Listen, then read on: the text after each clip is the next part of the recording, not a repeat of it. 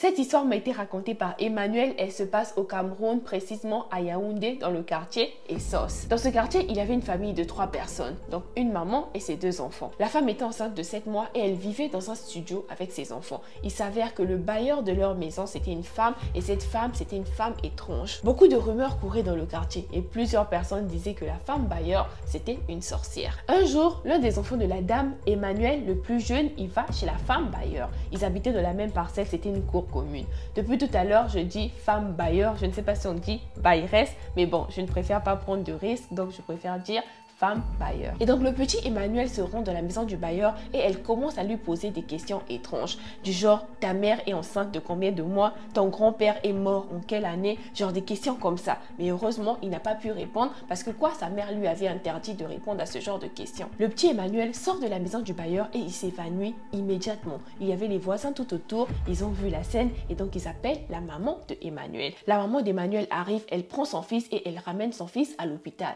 Arrivé à l'hôpital, on dit que Emmanuel n'a rien, qu'il va très bien, alors qu'il s'est évanoui. Et donc le petit Emmanuel se tortillait de douleur sur le lit de l'hôpital. Il disait qu'il avait mal au ventre, mais les médecins n'avaient trouvé rien. La maman a dit non, non, non, non. Elle appelle directement le pasteur et le pasteur atterrit à l'hôpital. Quand le pasteur arrive à l'hôpital, il sent une présence. Il avait froid dans le dos. Et donc la maman explique ce qui s'est passé au pasteur. Et donc le pasteur dit à Nadia, la maman d'Emmanuel, que c'est leur bailleur qui est responsable de ce qui arrive à son fils. Nadia était tellement choquée et c'est là que le pasteur a commencé à prier pour le petit Emmanuel. Pendant la prière, une voix monstrueuse sort de la bouche du petit et cette voix dit « Je ne sortirai jamais de ce corps ».